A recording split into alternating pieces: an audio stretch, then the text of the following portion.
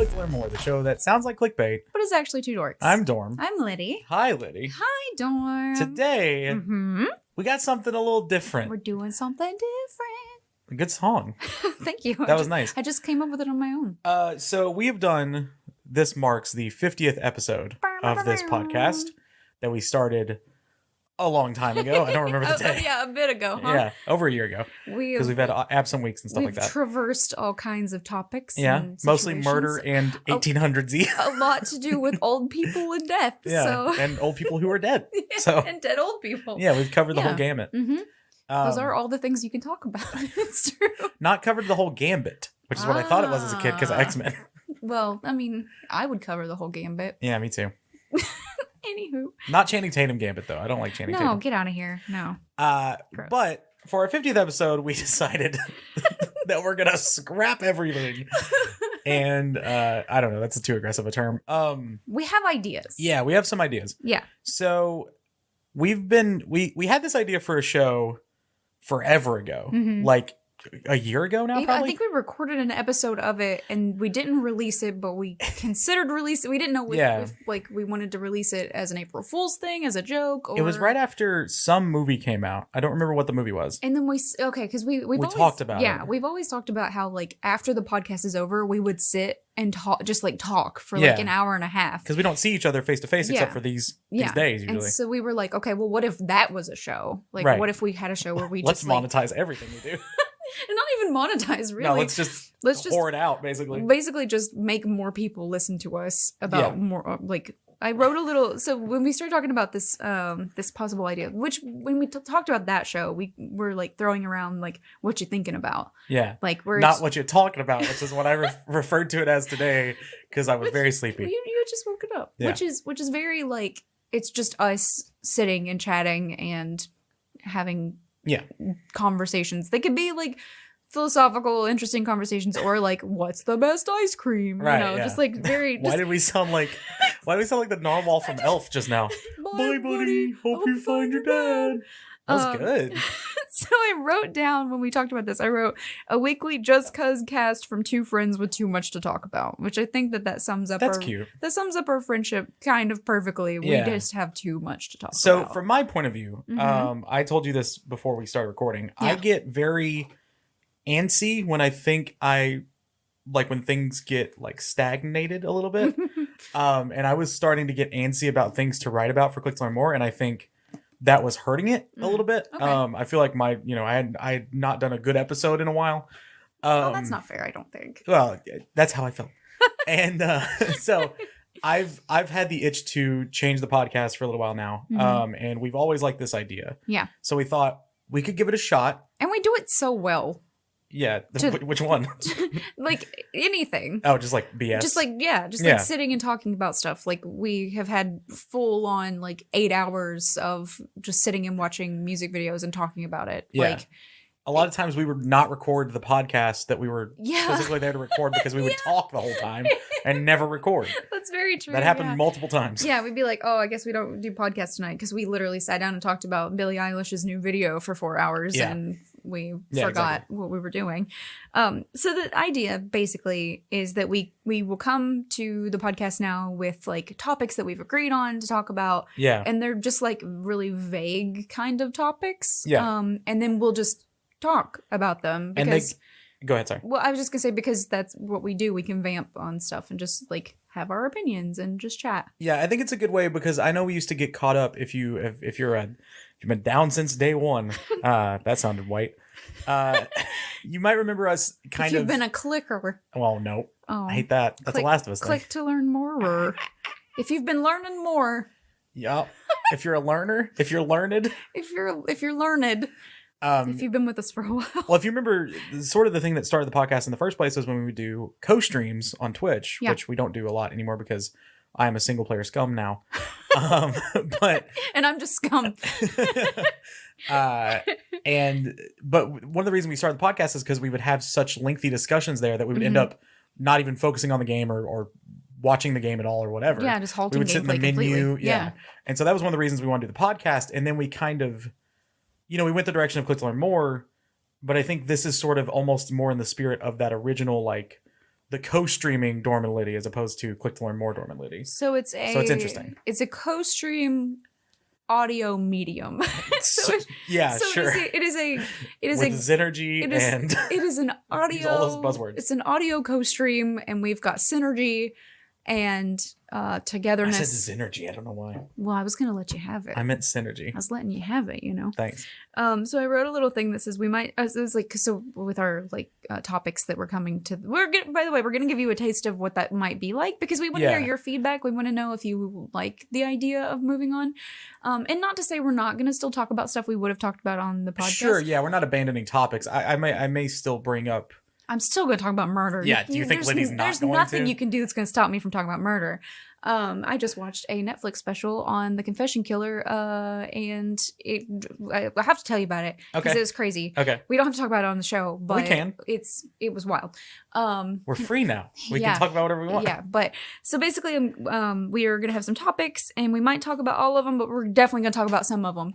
Yep, that's the way it works. I feel like that's going to instill some confidence in our listener base, But basically, we want to know what you guys think about the change to form. I think we're still gonna say click to learn more, because I think it's easiest for everyone, myself included, who does merch. Not even podcast. I'm not even worried about merch and logo as much as the feed, hosting, and Podbean and all that stuff. So for that sake, it is easier to keep it as click to learn more and just say this is a new beginning, or if you want to, that's oddly biblical. It's a new start. But we're going to still be calling it click to learn more. We're still going to keep the, the intro music and stuff like that, because I love that intro music. It's a new grace. Thank you. Shout out to my bim bam. But yeah, it's just a different way to approach the show. So the general outline for today is we're kind of talking about this stuff now, and then we're going to do sort of a smaller idea of what the show could be. It's like a pilot, I guess, for TV shows. This is us before we roll the pilot, sitting in front of you on a couch saying hey, welcome. Right. Starting the 5th season is going to be completely different from what you're used to before, but we hope that you trust us as we move forward as co-writers of the show, you know, and then we're going to be we hope you like it, and then we're going to roll into our possible ideas. If we have a lot of the listener base saying hey, this isn't what we signed on for, and maybe make that a different podcast or something, we can. Yeah. I was just starting to get antsy a little bit, and I fully admit that I was sort of the one who wanted the change. But it is building off an idea we had forever ago, and I think it is more organic this way. I think it's going to allow us to talk about stuff that is more modern, as opposed to us both getting tied into the histories of random things. And if there's something big that happens, like Ninja moving to Mixer, or something like that, we have a place where we can say everything about it, instead of putting it in tweets or saying it 16 times on stream. And this is going to be a good thing too, because we have places where we can get topics from listeners, but often it's here's a thing that might be cool, but I couldn't make an entire podcast episode out of it. Writing an hour about something is hard. Yeah, it's incredibly hard to fill an hour worth of space, and a lot of times most of our information would be rewritten from articles already written by other people, or it would come straight from Wikipedia, or it would come straight from one of our sources. And at times that would feel a little cheap to be all right, well, here's 3 paragraphs from Wikipedia. Whereas the listener could go look this up themselves if they wanted to. It felt kind of cheating you in a way. Well, it's that tweet that was 60% of podcasts are just people reading from Wikipedia. I was that's us. And that's just all we do. Yeah. And somebody said, welcome to true crime. And I was oh no. Oh no. But I've got the 55 books to back me up. And I think there's a place for that. I don't think we're going to come at it completely unresearched. We will have structure. This isn't going to be just us shooting the shit for an hour. And that's why we're going to agree on topics beforehand. And it's going to be stuff that we know and feel comfortable talking about. We're never going to come in and be did you hear about this new surgical thing they're doing now? They did surgery on a grape. Good meme revival. I actually saw, that's so weird. 2 days ago, I saw an Instagram post, because it shows you the memories or whatever, that I did about surgery on a grape from last year. This time, that was a year anniversary meme you just did. Perfect. Really I'm funny. finally caught up with good the times. Timing. Yeah, that was finally good. Caught up. But chat already knows, the viewers know, the listeners know, whatever. If you followed us through community members. Yeah, community members know. If you followed us through the many developments and iterations of this podcast, we started with video and then went to audio and then but I think we as a pair, like as a duo, work best when we bounce off of each other. Agreed. And our podcast as it was before, or, depending on how this goes, didn't really give us the chance to do that, because it was very also much agreed. I have 7 paragraphs of stuff yeah. and I have to get through it in the next 15 minutes because I've already hit an hour. So I'm just going to blow through it. And or if you're me, oh God, I got to vamp because I wrote not enough and it's 30 minutes long. And then I, just tell you 6 times in a row the different types of blood spatter analysis there are because there's not a lot of information out there. So, so that kind of thing. But it's going to be stuff that we at least know about, or we have talked about and settled on before we come into the podcast. So we're not gonna come in and be like, did you see this thing? Nope. Okay. Moving on. Unless, and I think there's room for like leaving surprises, but at least having an idea. So one of the inspirations for this format, or at least one of the shows that I've seen follow a similar format, are a lot of the podcasts that Kind of Funny does. Game Over Greggy's show, now the Kind of Funny podcast, and Kind of Funny Games podcast as well. Both of those are sort of similarly structured, but that doesn't mean we can't surprise each other, right? Like I could just say, I got the craziest hypothetical I've ever heard. Yeah. We're going to start the show with it. And you're going to answer it live. Yeah. Like, I'm not going to tell you what the hypothetical is. We're just going to talk through it live. I think that's totally fair. I think that it's more genuine that way too. Yeah, of course. It reminds me of like Dude Soup, the Funhouse does, when it's kind of like, here's this one topic, now let's discuss how we feel about it. Right. And we're going to do that, but we get bored easily, so we're gonna have lots of topics. Yeah, we have a tendency to tangent. I don't know if people know that, but we have a tangent tendency. But hopefully, if you're with us now, you'll like the new format. Yeah. If you don't, let us know. Yeah, because I'm curious. This is a sort of an idea that we've incubated a little bit. Yeah. And kind of really developed over the past 24 hours. Really. This is not by any means a spur of the moment thing. We've considered a second show. And then thought, like, how are we ever going to have time to do a second show? Yeah, we had, like, Let's Learn More After Dark and all these silly barely ideas. have time to do one show. So, like, between the two of us... Getting us to meet once a week is hard enough. Yeah, so we were like, how are we going to do the second show? But we really got excited about the second show, and then we're never able to like, nail it down. So, and personally, my excitement for the second show started to overtake the first show, and that's why I was like, hey, can we change it? So, I mean, and we enjoyed just talking to each other anyway, so I think that's exactly. It's less of a I'm going to take 2 hours to write a 1 hour episode of the show. Write an essay to tell my friend about it. Yeah, whereas like you get very little time to respond because I'm trying to blow through 5 pages of information really quickly. Plus now there's not an onus on either of us to be ready for, you know what I mean? Because there would be times where if we had to take a week off for holidays or whatever, we would come back and be like, oh, I thought it was your episode. It's my episode. Oh God. Oh, I didn't write an episode today. Yeah. Let me throw one together real quick. Yeah. And now it's more a cooperative effort. It's not back and forth. And having like a vague idea of like overall like an overarching theme for an episode, and then the little umbrella parts under it, I think that's going to be a lot easier to talk about and maybe a lot more organic. But we do this. Like, this is just what we do. Yeah, we just welcome to us sitting on the couch. Yeah, so you're kind of getting a peek at like how our normal conversations go. I mean, outside of like any real personal details, like you're getting a peek at like how we interact with each other. Right. But yeah, I'm excited. I am too. I'm very excited. I do think it's going to be super fun. But I would like to hear feedback. I know we have a few people that maybe have just started listening, and this might be a pretty big shift. And I would much rather hear your feedback and course correct if we need to, than to just lose a listener altogether. Agreed. So, I would like to know. I mean, we might, if people still want to do the other one, I would say like the original quote unquote click to learn more would be maybe a like twice a month thing. Yeah. Whereas this would still continue to be like like every other is an old school or whatever. Because just being able to sit and talk about stuff is, and we have a lot of things in common, especially with like streaming and like the types of video games and stuff that we enjoy. So we'll be able to, I think we're always going to have something to talk about. Yeah. This is kind of always, so for me personally, and I know we were talking about this in the intro a lot, but this is just all one extended intro.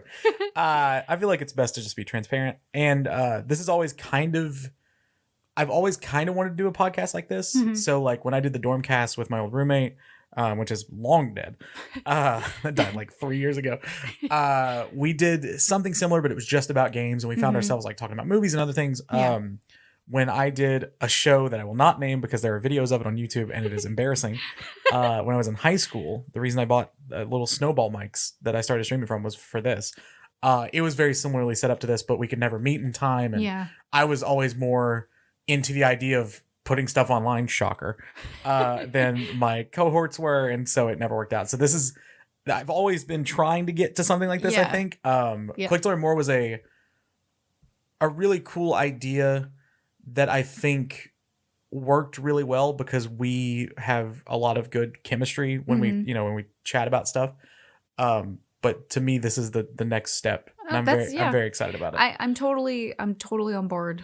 I'm scared, as I am with all new things. Also, if you don't like the change, blame me. This is totally my you don't have to blame pushing for this. You don't have to blame anyone. Nobody. Like I said, I get antsy. Nobody is deserving of blame.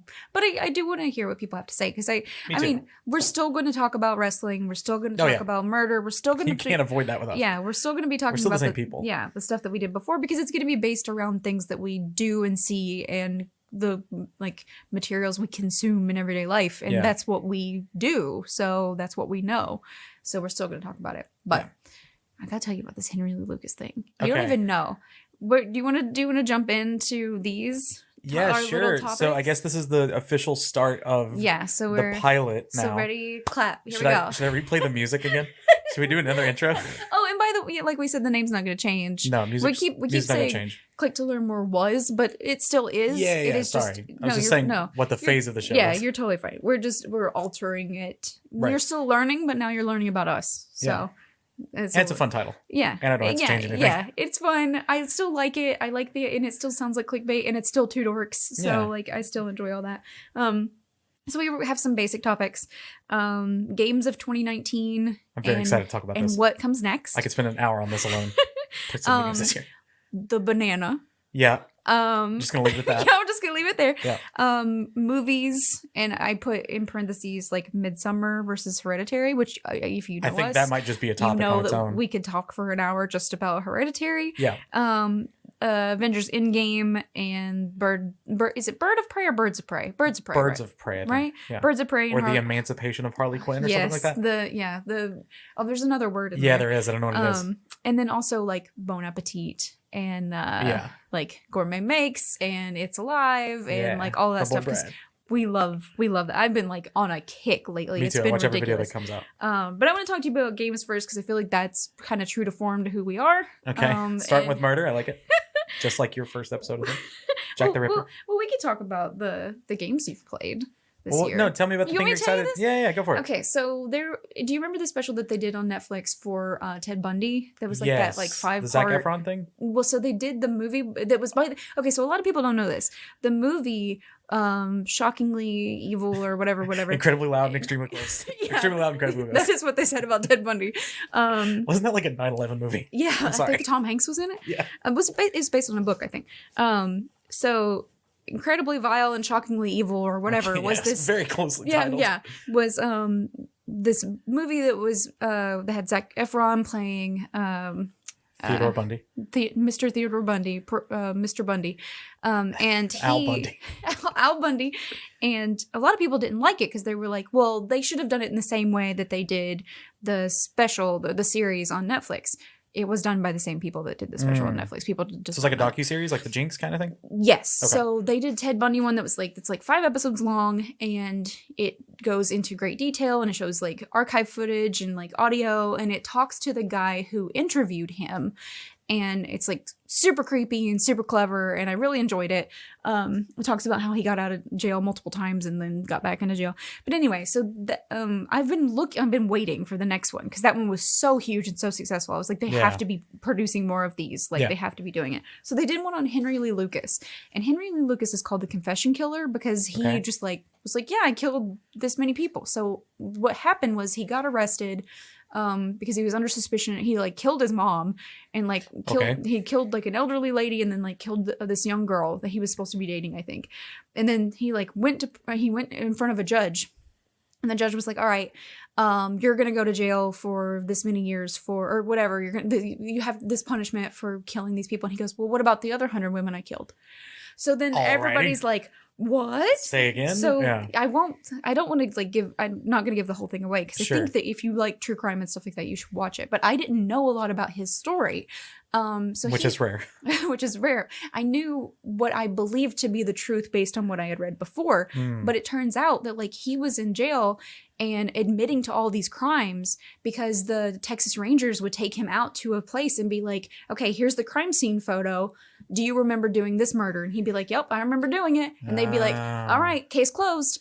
And then they would show him another one. And they said that like it ended up, they closed like 100 and something cases. He was a murder golden parachute. And then everybody was like, hey, there's no way, because people start like the victims' families had to come together and be like, there's no way he could have killed her in this state because he was in prison in Texas at the time. Right. So they were like, okay, so they're lying. They're covering up the fact just to close the book. So these families never got closure for their loved ones being killed because they're not going to open the case back up because they've already convicted someone. Yeah.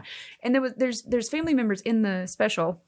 It's incredibly wild because there's video of him saying like, oh yeah, I've killed 100 women. Well, what is your kill count, Henry? It's easily 360 or more.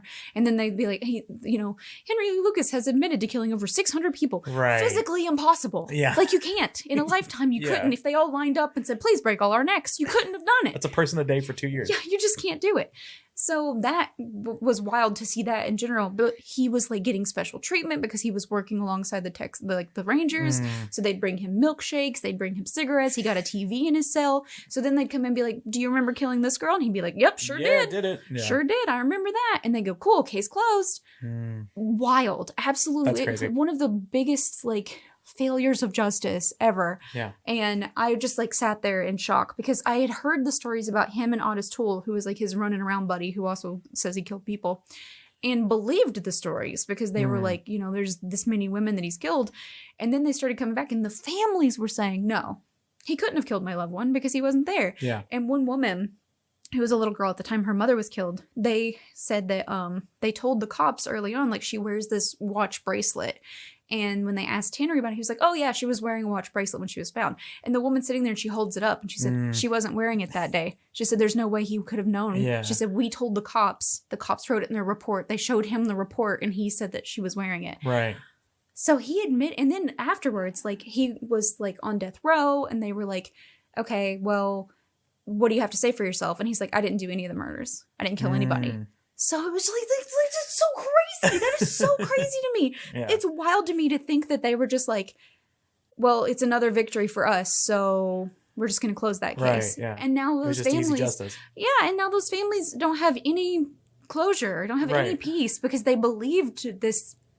That they would do what they were supposed to do and they didn't. And it's just, I was just sitting there with my mouth wide open because I could not believe it. I was in shock. But it reminds me of that little watch bit. Reminds me of those videos where it's they talk to psychics. Oh my God, and it's do you know what happened to this little girl? And it's the person interviewing her. No. It's like, that little girl is me. And she's like, you didn't disappear? And it's like, no. Just, that's a whole nother thing. So funny. Cold reading people. Yeah. It's okay. So it's misleading and it's gross and it's weird. It is. And it's predatory. Yeah. And it's when you see them, they're like, I just want to bring you closure or whatever. I started reading these reviews of Teresa Caputo.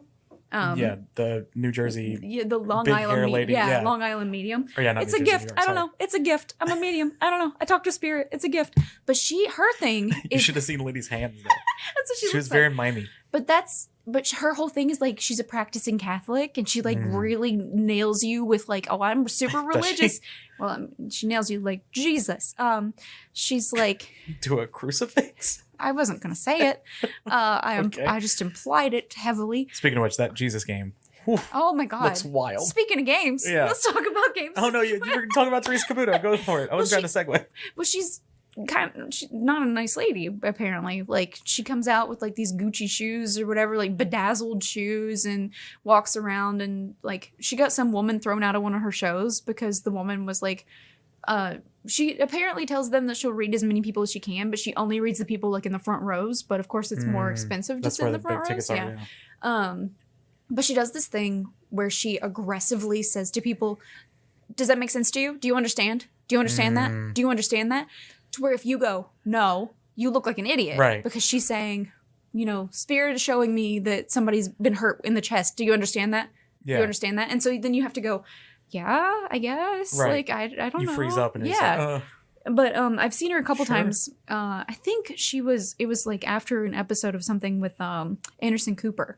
And she like went around and like, quote, read the audience. And she goes up to this like older lady and she's like, does that make sense to you? And the old lady goes, no. And she goes, well, sometimes spirit has me talk to other people. So who over here has a son with a name that starts with B or whatever? Yeah. And she just moves on. So if she's not getting the reaction that she wants, she just moves on to the next person. It's so gross. That is gross. And it's absolutely cold reading, 100,000%. Like, there's a great almost weekend update last week tonight bit about psychics, and it's fantastic. It's an incredibly interesting talent to be able to read somebody's like body language and like read their reaction and course correct to the correct thing. But like, that's such a sleazy thing. It's like a weird magic trick. Yeah, it's so sleazy. And she says like she doesn't take any money, like she donates it all. But like, ma'am, where are you getting these like bedazzled shoes? Like, it's a write-off. Where are you getting all this stuff? Yeah. Like,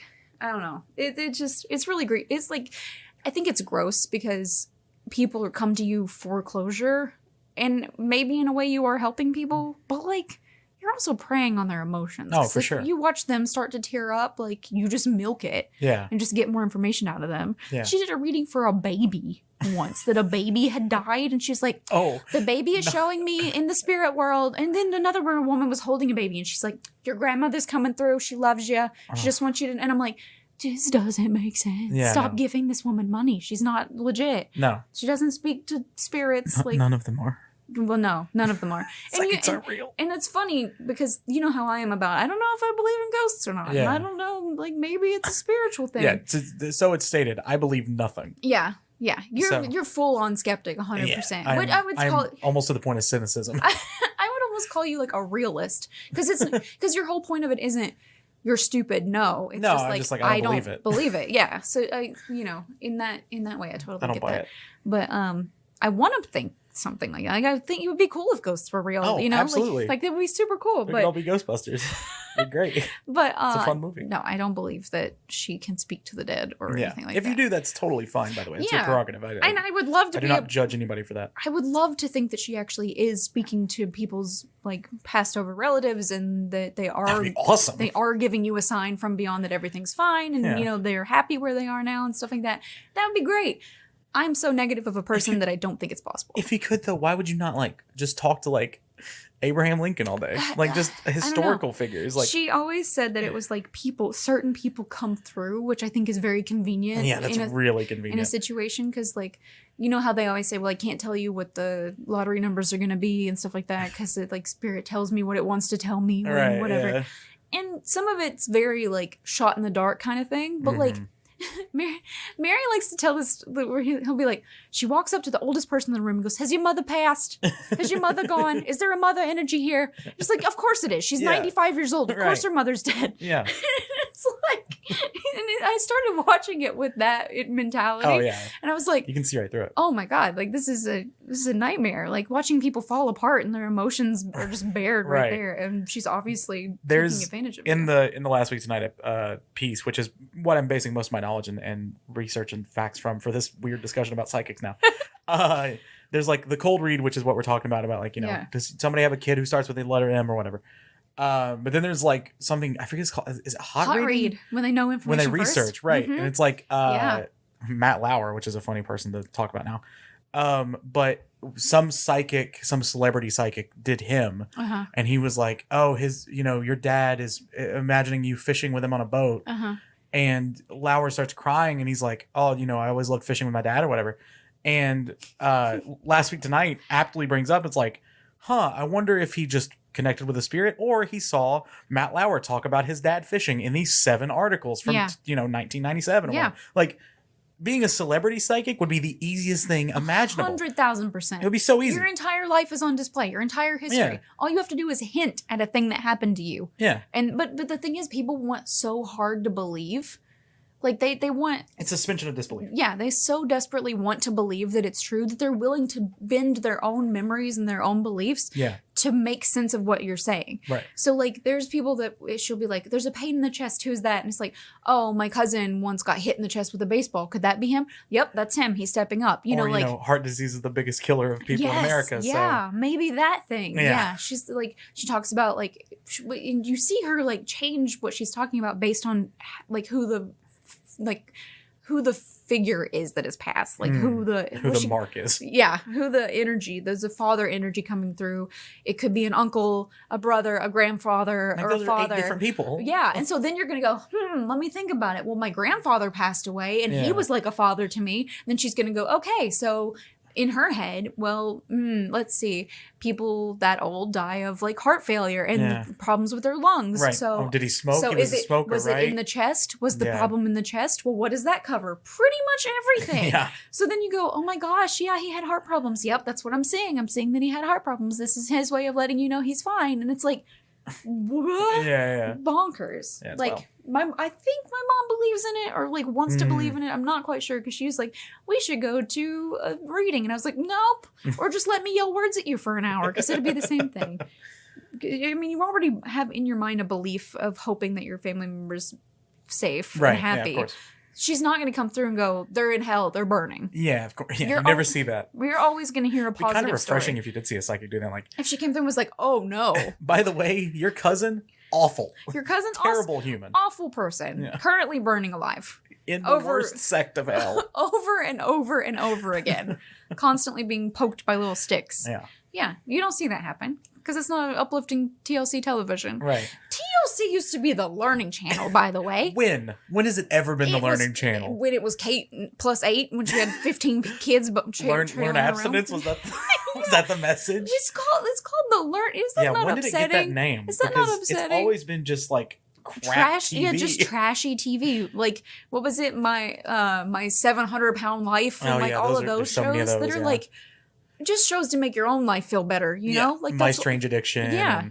Although those are sometimes people awesome. Like people eating couch cushions, and people with pica like eating dirt and stuff and eating chalk. Like, what am I supposed to be learning from this? I don't understand. This is the learning channel. Yeah, we've apparently learned nothing. No. We've learned not to watch these channels. That's what we've learned. See, here at Click to Learn More, we're all about education. we go out of our way to educate our listeners, specifically about pica. Which is targeted, I don't know. I was going to go into like a spiel, but I don't have anything. Okay. Lord. Anyway, do you want to talk about our actual topics?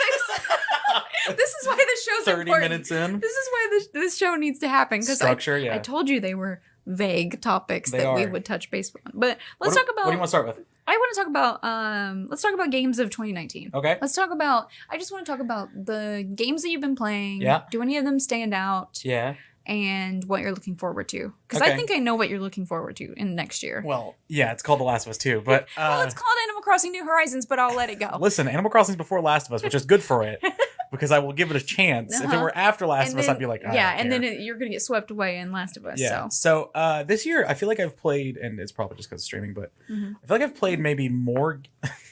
Sorry. I just popped my hip. Lydia has very loud, like, big boots on. And I just scooted away and they were very squeaky. I'm just picturing the sound that the Pixar lamp makes when it jumps. Oh. I had to pop my hip. Isn't this SpongeBob thing where he has, like, big shiny boots and he's real squeaky? Yeah. Squeaky boots? Yeah. Like anyway. Kinky boots? Go ahead. Good Broadway reference. I am learned. Yeah. But no, they're I feel like... I didn't say any words there. I got Liddy to laugh while she was taking a drink. That was my goal. No, I feel like because of streaming and just because of actually playing through games recently, I've been playing a lot more games than normal. Yeah, like fair. I feel like this year, the last couple of years really, I feel like I've been more on top of games I really want to play than I ever have. This year's been an interesting one. I definitely think last year with God of War and Red Dead 2 and Spider-Man and Into the Breach and Return of the Obra Dinn and I'm forgetting some. All those games, Subnautica is another great one. I feel like last year was stronger overall than this year. Yeah. As far as like 2019 releases. Yeah. I will say I think my game of the year right now, and it's December, so I don't think anything else is coming, or at least games that I've played, is Telling Lies. Which was the game made by the guy who made Her Story. Sam Barlow, I think is his name. Or whatever his studio's name. And I also really liked that this year. seems like I was missing some of those indies. I've been playing a game recently called Moonlighter, which is on Xbox Game Pass. It's so cute. It's amazing. It's so unfortunately, it came out last year, so it's not in my Game of the Year contender technically. But it's awesome. It is like one of my favorite after stream things to do. It's super cute. It's very cute. It's sort of like Binding of Isaac or Link to the Past style combat, but it's procedurally generated, so every dungeon's not the same, very similar to Binding of Isaac.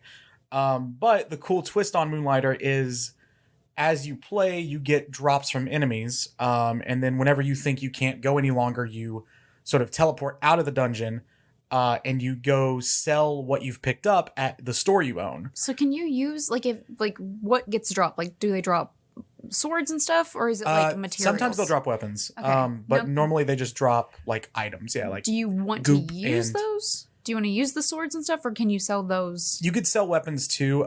Some of the stuff you pick up, so it's very good at expanding on itself that I've seen at least early on, where like you can sell stuff, or you can use some of those items as craftables at the blacksmith to get better armor, better swords, that kind of thing. And the same thing goes for like potions and things like that as you use during the battle. So it's called Moonlighter because you moonlight as an adventurer while you own the store. I think that's so cute. It's really cool. It's half, like I said, half Link to the Past, half like shop manager. Yeah. Which is a very strange combo, but it totally works. So that's been my little addiction as of late. A little downtime when you're not adventuring. Yeah. But Telling Lies, the reason it's my game of the year is because honestly, it was one of my most anticipated games of the year. And I feel like I only scratched the surface with that game, and I streamed it for like 6 hours. Wow. Are there multiple endings in that? I don't think so. Okay. I think there's one ending, but I think you can get there multiple ways. So like her story. Right, exactly. Okay. Like just depending on what information you find and what you pursue. So if you don't know the way these games work, they're like FOV or FMV, sorry, full motion video, which is it's a game, but it features real filmed video. So, actual actors, not in mocap, just actual actors. And there are a few actors in it. In Her Story, there was just one actor. It was amazing. Yeah, Her Story is really good. If you've never played it, it's on sale on Steam all the time.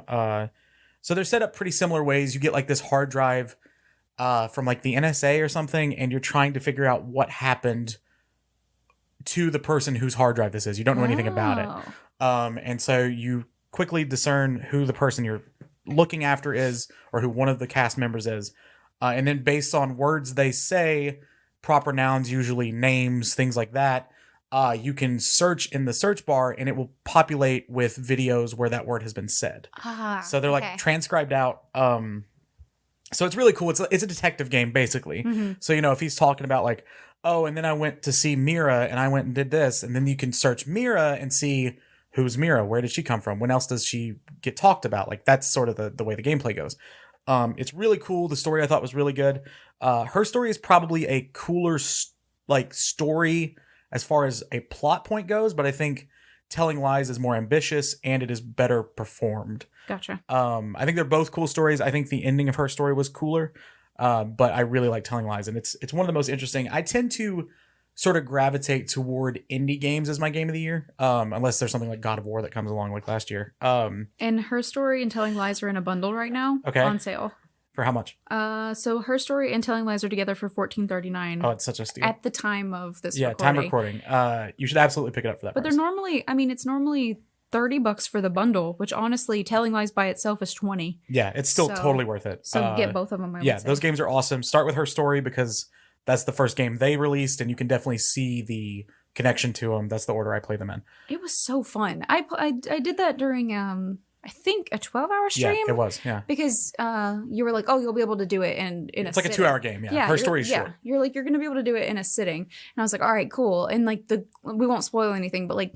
Even though it's been out for a bit, but like the further I got, I was like, wait a minute. And once the twist in that game is really cool. Once you notice something, and it never fully like you don't get congratulated for the work that you do. Yeah. And in a way, I was like, oh, well, it didn't say like good job. But on the other hand, I was like, but I worked for that. Like I worked for that information, and I feel like I got that information in a way that was true to life, like a detective-y type way, like you're talking about. Yeah. which I appreciated because, I mean, you told me straight up, you're like, you're going to like this game, play it. Yeah, it's a very you game. Yeah. For sure. You were like, go ahead and play it. You're going to like it. And I did. And I was like, yep. Yeah. That. And then I also played Emily is Away because you told me to play it. You told me to play that one. Oh, Emily's Away 3 is coming next year too. See, that's exciting. So excited. A game that I played this year that I really liked. I played. You were talking about indie games. Yes. I played a Garden Stories demo where you play as a little grape named Concord. Okay, that game. Okay. And your town has been like destroyed, and you have to help rebuild it. But you're a little grape named Concord. It's the cute. That's the only pitch Lidi's gonna make. The only thing you need to know. Yeah. But you're just so cute, and it's like a little pixel art kind of look. Yeah. Like it's very like pastel kind of look. It's so cute. There was like their names are all little fruit names and they're charming, but it's like you actually have a little sword and you fight. There's another indie game that I backed on Kickstarter that's called To the Rescue, and it is a I just had it up here. It's like a shelter simulator, cool. A dog shelter simulator. I haven't heard of somebody backing something on Kickstarter in like 3 years. It's weird, right? I didn't even know that was still a thing. Glow Skull is the one who. Hey, shout out to Glow. She tweeted it, and then the indie games curator Glow. I know. I like started watching because she was retweeting from there's a Twitter account that's like about nice games, like just like sweet little like peaceful games to play. And there a lot of them are indie games. So she tweeted about that, and so I followed that account, and then they tweeted out that there was a Kickstarter for this game, and you play as a person that like volunteers at animal rescue, and there are dogs there, like there are a ton of cute little dogs. Yeah. And if you backed it, you can suggest a type of dog. Oh, he's so excited. He's so excited about the dogs. He's choking. He's choked up about the dogs. I'm going to keep talking. Keep going. But you Water went down the wrong windpipe. Sorry. The wrong pipe, not the wrong windpipe. You got multiple windpipes. Don't laugh again. You're going to die. Okay, sorry. But you could suggest a type of dog to be put into the game, and you can suggest a name for one of the dogs. Okay. So I suggested Possum. Oh, God, all right. Because when I tweeted about it, I was like, I just backed this, and they were like, what are you going to name the dog? And I was like, Possum. And they were like, that's great. And I was like, yes, it is. I want to back one. So I want to back Ellie. Yeah, so you can. Or Baxter, the name I said last night. Which was very cute. Those little puppies. But I hadn't played a lot of indie games, but now I have a ton of them on my wish list. There's another one, Miniko's Night Market, that I want to play. Yes, that looks really cute. I follow that game on Twitter. And I never know when I don't know if it's coming out. When's that Ooblets game coming out too? I want to play that. That's so cute too. Really the cute. art style for these games are very like a step.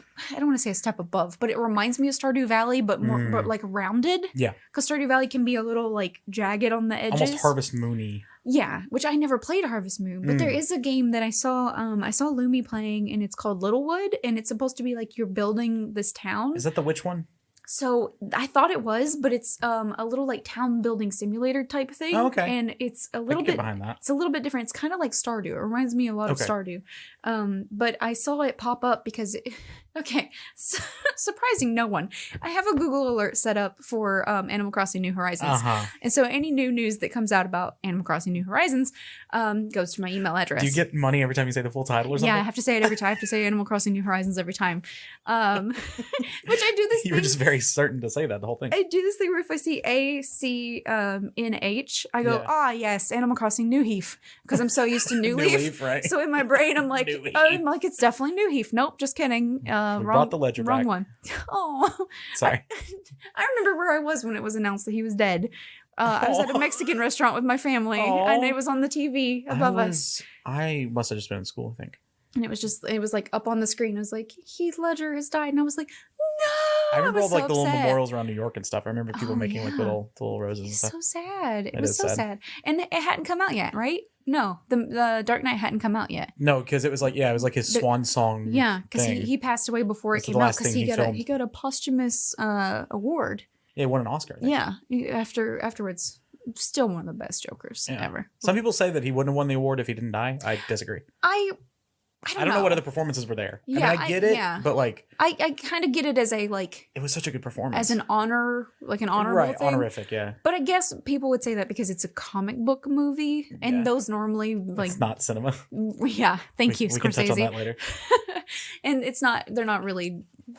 I don't know if respected is the right word, but they're not in this. They're pop movies. They're not the same caliber as like a movie that has been in production for 10 years and then like, with a lot of writing and stuff. Well, we talked about that. We talked about that earlier with the fact that, like you go into a movie like Avengers with a set goal in mind. You know what you're going to get from it. Because we've been exposed to it for how long now? Multiple years. 11, something like that. Yeah. So like we know what we're going to get. So, I mean, I don't go into it expecting highbrow cinema. I go into it expecting a man in an iron suit flying around zapping stuff, But anywho, there's that. Another game I played this year. I mean, like I've played Sekiro. It's really good. Oh yeah. I've played. I still have yet to play the Star Wars game. Pokemon's really fun. But I like putting shine on games that I don't think get enough credit. Like Erica was a game that really surprised me. Erica was the PS4 it's another FMV right? game, yeah, which I guess is the year of the FMV. But it was like playing a movie. I don't think Telling Lies is similar in that way. Telling Lies is very much you are playing as a detective, watching these video clips. I think Erica is much more I am playing this film. And I ended up doing a bunch of playthroughs of it, and it had different endings, right? Yeah, it had like 6 or something. It was pretty cool. Gotcha. But yeah, it's a short game. It's like 2-3 hours. I did 2 playthroughs my first stream of it because it was so fascinating. But it really was another one of these games that like I'd never seen anything done quite like it. And that's something I really enjoyed about it. Control's another game I played this year. Yeah. Which is a lot of women-based games for you. Yeah. Control's a weird one for me because the further we get away from it, not that I don't like it, but the less it hasn't stuck to me in any way. Oh, which is you really don't feel a weird desire to go back to it? Well, no, not really, because I did everything in the game. I 100%ed it. That's Littlewood. Oh, it looks cute. So it's very Stardew. It's very Stardew, yeah. It's very Stardew just with rounded corners. Yeah. I like it though. It looks cute. Yeah, I watched Lumi play a little bit of it, and I was like, I want it. But Control, yeah, sorry. I couldn't remember what I was talking about. I totally derailed. No, you were fine. I totally forgot what I was saying. So Control is a really good game that I think, because we are in the era of really good games, is kind of fading away from me a little bit. Gotcha. Like I looked up, as we were getting ready to transition topics, I looked up games that came out this year, and I saw it and I was like, oh yeah, Control. And every time I've seen it, I go, oh yeah, Control. Yeah. Like it's a really good game. The visuals of it are stunning. The story I thought was... It could have been more. I feel like it didn't really pay off the way I wanted it to. Okay. I loved the story while I was in it, and by the end of it, I was like, oh, okay. So it's clearly setting up a sequel. Oh, okay. Or at least I think. There's definitely room for one. And I love the combat. I thought the overall gameplay was really cool. I mean, I platinumed the game. I liked the game enough to get all the trophies in it, which was a little bit of a chore. Word flex, but okay. That was good. But like that shows how much I like the game in the moment. It's just one of those weird games. Looking back, I'm like, it was really fun and pretty, and the environment was amazing, and the text documents were cool. It didn't hook you. Yeah, but something just didn't stick with me, and I don't know what that sort of. I can't put it into words why it hasn't stuck to me. Like, you don't think you'd go back? So like once you got platinum, you're like, all right, cool, I'm good. No. Yeah, but that's kind of the point of platinuming something in a way. It's like I feel like I sold my copy as soon as I platinumed. I was like, all right, I'm gonna get money on this while it's hot. Right. Yeah. Because I beat it in like a week. I platinumed it in like a week. Yeah. Now, is that part of it? Do you think is that it would just like it happened so fast that there's nothing? I don't know, because like Telling Lies was 1 stream and Control was like 7. Yeah. So I don't think. Did you feel connected to the character at all, or maybe like was it a little 2-dimensional in that way? Maybe I liked everything, but there wasn't one standout element that I love. I don't know. I liked the text documents and like the world building. That was really cool. The old house or whatever it was called. I think that's what it was called. That building and that environment was amazing. And there were moments where I was like, this is the coolest thing I've ever seen. Like there's one, well now that I'm talking about it, there's a moment that really sticks out. But the fact that it wasn't there. I had to dig into it. Yeah. You had to go be like, oh yeah, and this was cool. But the fact that that's not at the forefront of your mind. It is the most interesting. I don't want to be too like incendiary with it because I really did like this game and it's one of my favorite games of the year. It is the most forgettable 9 out of 10 game I've ever played. Wow. If that makes any sense. Yeah. Okay. I will say, and that maybe that's just the time I played it. Maybe it's because I played it, platinumed it, and got it out. Like you said, like it happened so fast. Right. I finished it in a week and then it was gone. Yeah. And I was so hyped for the game. I thought coming into it, and it is one of my games of the year, but I thought, oh, this is going to be my game of the year. It looks so cool. And there's one moment in it, there's clips of me reacting to it, that is one of the coolest action sequences I've ever played in a game. Ooh. And it's about 3/4 of the way through the game, and it is gorgeous and weird. It's very similar, without spoiling anything. If you like the visuals of sort of Inception with like the hallway turn and things like that, it's very similar to that. Okay. And a lot of the game is inspired by that kind of moving around an environment like that. But there's a particular moment that's amazing, and I was just in awe. But for some reason, it every time I look back at it, I'm like, oh, that game was great. And that's all I think of. Yeah. It's not like it doesn't stick with you. I'm not going to go buy a Control t-shirt, you know? Right. It's just one of the, I don't know what it is. It's some weird little would you like essence that it doesn't stick to me. Would you recommend it? Absolutely. Oh. When that game was, and maybe one of my reasons for saying that is like when that game dropped to $30 like a month after it was out, I felt a little slighted because it was like I paid $60 for it, you know. Right. But normally I don't count. If I enjoy a game, I don't really care what the price was. I'm not one of these people that like a $60 game has to be 20 hours or what, you know, some people are very $1 per hour. Yeah, I'm not one of those people at all. Yeah. Because The Last of Us is like 13 hours long and it's my favorite game of all time. What? Shocker, I know.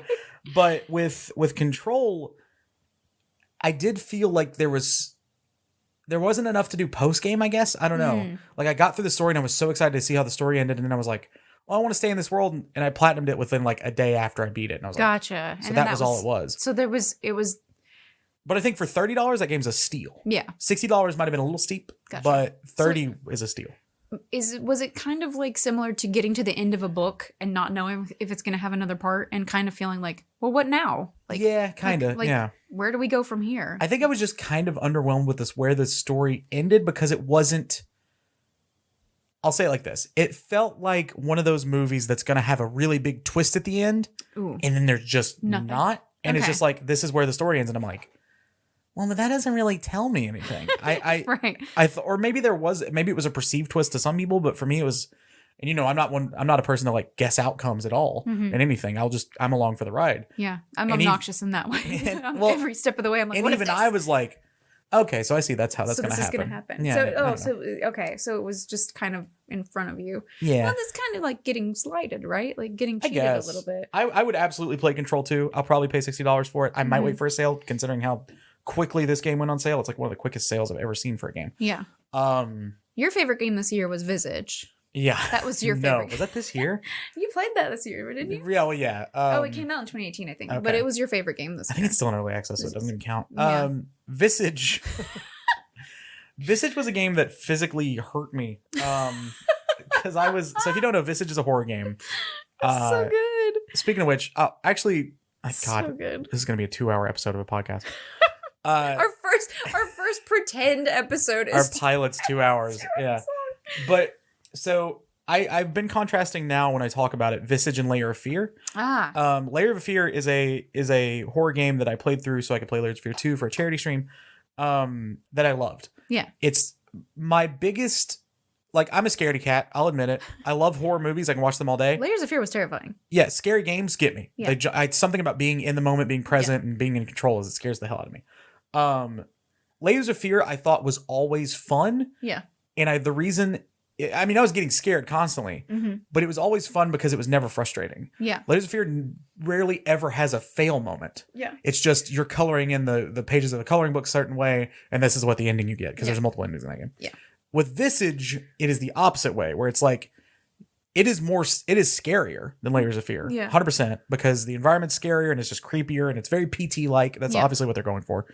But it is PT-like in the way of, if you don't have a guide, you're going to get frustrated. Oh. And it's puzzle based, right? Right. But like, aren't you being chased like the whole time? Yeah. And the at least to me as a player, and even with chat, like chat didn't really know either. The mechanics of what guided you being randomly attacked by the monster were never clear. So sometimes it was like, if this area for some reason is walled off, even though you can get to it, you would just walk in and you would get jump scared. Oh, no. At the same time, I got so cyclical in not being able to figure out something of the puzzle or whatever, and my sanity was so low. So that's another frustrating thing about Visage. I can't stand when it's you got to stand in the light like, that's the thing that I didn't like about Amnesia Dark Descent, is that like I'm like, okay, well, I gotta go find matches before I can move forward because I have to light this candle so that I don't go crazy. Right. And then that takes me out of the game because I'm like, okay, well, now I have to do this other thing to be able to do this first thing I want to do. Like, just let me go. Just let me do the game. And it was really frustrating with Visage too, because like you just couldn't go far enough as you needed to without your sanity being high. But when you reset, your sanity didn't reset too. So you could stick yourself in basically a loop of not being able to get your sanity high enough. And so that's kind of what brought me out of it. But at the same time, because it was puzzle based, you could spend 30 minutes getting the same jump scare. Because, I don't know what this, my time ran out, I'm jump scared. So it got to the point where it was funny and wasn't horror anymore. Right. It was just, it was an expectation. You knew it was coming. Right. I was like, all right, well, she's here, blah, blah. Like, I was not even affected by it. And I'm very scaredy cat when it comes to those games. So I kind of got frustrated with Layers of Fear did that in a really smart way, in which you would walk in a room and the lights would flicker and then apples would fall out of the painting. Yeah. And that alone was not a jump scare, but was a very unsettling, scary moment. And then like a door would open. There was always a sense of dread in that game. And there was always a sense of like, you don't know if you're being followed. Like maybe you are, maybe there's somebody here, but is it your own insanity? Is it like a ghost? Are you being haunted? Like it was never really clear. And I feel like with Visage, it's like, you get it up front. There's a ghost. She's going to rip your jaw off if she catches you. Right. Like she's mad about a bird or whatever. And she's like, there's a lot of birdcage imagery in the game. She's like, it's basically me in a game. Yeah. She hates birds. She hates birds. But it was just like, I don't know. I watched, Funhouse play it because I had no intention to ever play it. Yeah. Because like you said, scary games, not my thing. Right. Speaking of scary games, let's talk about how Blair Witch came out. Oh, yeah. In a game. Like Blair Witch? Yeah. What year is it? It's on Game Pass, actually. And I thought about, because I had a sub-goal incentive for a scary game. I thought about playing it. I thought about it and I'm terrified of it. So I don't know. I watched a little bit of Vanna. I watched a little bit of her playthrough of it. Only in the early parts, like of her walking around with the dog. And it seems okay. Like it doesn't seem that bad. I can already tell you what's going to happen. Your dog is going to get stolen. Oh, absolutely. Dog is not going to make it. Yeah. There's anytime you have an Bullet, animal. I think is the dog's name. Animal companion. Either you are going to go crazy and kill it, or like, and this is not a spoiler because I literally don't know what happens. Yeah, we have no idea. But you're probably going to go crazy, or you're going to find it dead and then realize you were crazy and you killed it or whatever. Or it's going to get lost, or it's going to end up hurt somehow. Yeah, I really hope that's not the case. It'd be cool if Bullet just exists the whole time. I would love to just have him and you can use him as a weapon against the... Like sick him. Yeah, that would be fantastic. But I don't think that they would let us have that because of course they won't. We can't ever have anything good in the world. But Miniko's Night Market's one that I'm really excited for. It looks really cute. We want to talk about stuff we're excited for. Oh, yeah. Okay, so obviously... Also, I played Link to the Past for the first time. It's awesome. Oh, yeah. I'm playing Ocarina of Time now. I think I like Link to the Past more currently as it sits, even though Ocarina is like the... Okay, very quickly, because we've already spent a long time on this. Ocarina of Time, the Legend of Zelda game, if you don't know, is really cool because it's one of the first 3D games ever.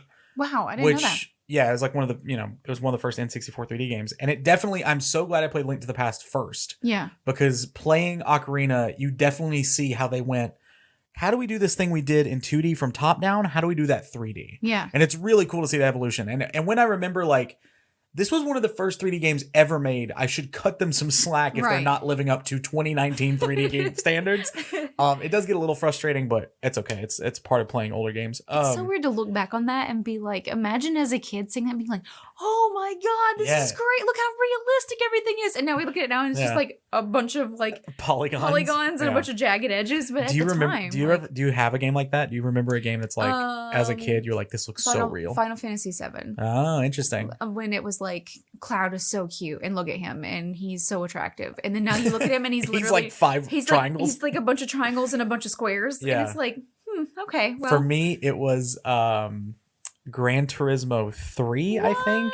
Because for some reason, there was an era of games like right around GameCube PS2 era when they were shifting from like the polygon look from PS1 to N64 to like smoothing things out. Okay. And racing games were some reason were always the way to show that off. Yeah. And I remember my dad playing Gran Turismo. I was like, this looks like real life. And of course now it doesn't. So that probably for me would be, which is still in my brain if I think about it, looks flawless, would be PlayStation 1 Need for Speed Porsche Unleashed. Oh, wow. It was my favorite race. It's where I got my love for Need for Speed, was right there. And Need for Speed Underground 2 for me. I loved it. And that's what kept me buying PlayStations, because I would play Tekken and I would play Need for Speed. And I would play Tekken. I always give you crap for Tekken. I loved. I don't Speaking know why. of which, I love it. At the barcade I went to again when I went to visit my buddy that you've met, and we played Tekken, and I just kicked his ass. Did you just hit the same button? Yeah. Well, so they have a new Tekken machine there. It's new. It just came in. But for some reason the kick on the left side doesn't work. So I was only doing punches, but I figured out how to do like a shoulder charge and stuff. Oh my god. And so do you remember who you were playing? Oh, I was I don't remember. Or do you remember what you look like? I was like a wrestler boy. Okay. Or no, it wasn't Tekken. It was Virtua Fighter. I'm sorry. Oh, okay. No, that's totally my fine. bad. That's totally I was Nighthawk. What is the? He's like a Native American guy. But you just doing punches? Yeah, well, I was doing shoulder charges and I figured out how to suplex him. Oh, and it was awesome. But then we kept getting in these battles of ring outs because you can ring out in that game. Yeah. We weren't even throwing each other. We would just like dare each other to jump or move. And like nobody hit each other. It was just getting near the edge and like I would shoulder charge and he would step out of the way, so I would just run past him. Really stupid. Oh my god. Anyway, games we're looking forward to. Yeah, well, okay, so we're talking about that, which makes me think of the time that you were talking about Halo and how you were like screwing around in Halo when you would play with your buddies. Didn't you tell me that you would like just jump off the side so that your teams would lose, or like you get negative points or whatever? Yeah, we did a bunch of stupid stuff in Halo. We'll just jump in. We would try to like get out of maps a lot. We did it in Left 4 Dead too. Yeah, Reach is back. Yeah, Left 4 Dead. Oh my god. We used to get out of the map on Left 4 Dead all the time. There was one moment that I had from Left 4 Dead when I was playing with my friends that I forever ago, and we were all in Ventrilo. Vent. We were all in Vent. Shout out to Vent. And a guy got hit by a charger and he got thrown out of the map and we couldn't get to him, and he was like laying up on a texture that wasn't even fully formed, and he was laying there and he's like, get me, and none of us could because we couldn't get to him, and he said, you've left me for dead, and we just like lost it. We just because it was just so stupid, and we lost it, and that's one of the memories that I have for that game. And I maybe played it, I don't know, like not really, not a ton, but that's one of the things that sticks out the most. That and playing Team Fortress 2. I used to play a bunch of that. And this was all around the same time. Yeah. And, oh, God. Just, like, those games now, when I look at them now, I'm like, oh, God. Like, I had fun in this hideous game. Right. But that's me with Fallout 3. I thought that game looked gorgeous. And I'm looking back, I'm like, this is very brown, this game. It's very brown. I tried to play... what's Gordon Freeman and Half-Life. So I tried to play through Half-Life. I've never finished it. Okay. Because there's a part where you're on a boat and or like some kind of like water vehicle, and you have to navigate. Watercraft. Yeah, some kind of watercraft. And you have to navigate like through the sewers, and it made me so motion sick. The controls made me so motion sick that I couldn't finish. Like I put it down and couldn't finish it, and never picked it back up. But everybody talks about that, and like somebody was in chat recently talking about Mass Effect, and I was like, what? No, never played it. See, that's why remasters I think are good. Yeah. People hate them because like, oh, they're just trying to make money off the same old shit. But they allow people to play stuff. Like the reason I could play BioShock was because of the remaster. Yeah. Because I could never get it to run on PC because of new drivers and stuff. And they've announced a new one of those. Well, yeah, kind of. It's like, hey, we're working on one, but Ken Levine's not attached to it. Yeah. He's the whole mind behind it. And we don't have any dates, and we don't have any information. Yeah, I don't. Just like, it's in the works. BioShock Vita was supposed to happen for about 8 years and it never did. So I don't trust 2K with BioShock. 2K in general is a little iffy because we were talking about this, that like Borderlands 1 and Borderlands 2, and then they came out with the pre-sequel, but it was handled by Australia's 2K. Right. So it was technically the same game. It was technically Borderlands, right, but it felt so different, and it had to feel different because it's like on the moon and there's no gravity, but they couldn't put you into the already built like land in the world, because you had to be able to like move forward. So it was a prequel and a sequel happening at the same time that these other games were happening. And so like you kind of have to know what's going on in both of them. And I enjoyed it because it's a Borderlands game, but that's why like when Borderlands 3 was coming out and it was only coming out on, which one was it? Epic. On Epic. I was like, well, I'll just wait. And I had so many people say like, you're going to wait. Like you love that franchise and you're going to wait. I'm like, I know what to expect. It's a Borderlands game. I know what it's going to be. Yeah. It's going to be louder and weirder than any of the other ones probably, but I'm like, I know what I'm going to get. Yeah. So I'm fine waiting. So I'm just waiting for that to come out on Steam. But that's a game I'm looking forward to playing when it comes out on Steam. Yeah. And of course, Animal Crossing. Yeah, and Last of Us 2 for me. I could talk for ages about Last of Us 2, but I will save you the rhetoric. It is gonna be the greatest game of all time. No, I'm just kidding. No, I mean, for you, honestly, it might be. It's such a game that I'm actually, for once, not going to stream it. I'm not gonna record it or anything. I'm just gonna play the fucking thing. I think that is absolutely 100% what you should do, because I think that it's so personal. I can't have you. It spoiled. Yeah. I think it's so personal to you that is a moment for you. Right. That I don't think anybody else has a right to. And I know that sounds weird because we're streamers and a lot of the games we play, especially for the first time, are shared with all these people. But like, God of War is my second favorite game of all time. I stream the entire thing. Yeah. And whether or not we're aware of it, like having a camera on you or having a microphone near you, you're subconsciously not paying full attention to the thing you could be looking at. Right. And I don't think you would enjoy it as much. I don't think that's a game that, I don't know. I would just be better served lights off, soundbar on, bass boosted, 100%, just going for it. Some snacks with you, like just popcorn, chilling in your pajamas, playing your game. Yeah. And I think that's very true because you're obviously going to be able to play it again. Right. And so like it's not going to hurt you. Yeah, I'll replay it and say like, oh, when I first did this, I cried or whatever. Exactly. Yeah. It's not going to hurt you at all. And like we've had this conversation, but like anybody that gets mad because they don't get to see you cry over a sad part in a video game is a weirdo and they need to stop. Speaking of games that make you cry, I think I played Gree this year. Yeah. That game made me cry. That was a game this year, so you had to play it this year. So I played, or maybe it was late last year. I played that and I'm pretty sure you told me to play it and I haven't played it yet. It's gorgeous. Yeah, and Koala gifted it to me because we were talking about it, and I think we were talking about it while I was playing oh man, and I can't remember it, and it's also a beautiful game, and you just like swim around under the water. Absu. Yes, Absu. And it was during my playthrough of that, and I was just talking about how like beautiful it was, and Koala asked if I had played it, and I said I hadn't, and then the next thing I knew she was gifting it to me. And I played it on stream. Shout out to Koala. And I loved it. It was gorgeous. And now it's on Switch, I think it's coming to PlayStation as well. But the very end of it I cried, but I switched screens because I was like, you're not going to see me. You're not going to, I was like, you are not going to get the pleasure of seeing me cry. And I like switched to Harvey because I was like, nope. But it's a very good game. It hit me in a way that I was not expecting it to hit me. The opening scene hit me and I was like, and I think I said as soon as it came on, I was like, oh, I'm going to cry. I was like, I know I'm going to cry. But it was very good. It's gorgeous. Like, as I was playing it, I was like, I think you showed up partway through and I said, don't watch. You told me to leave. I said, go away. I want you to play this. Do not watch this. Do not watch any of this gameplay. I still need to play it.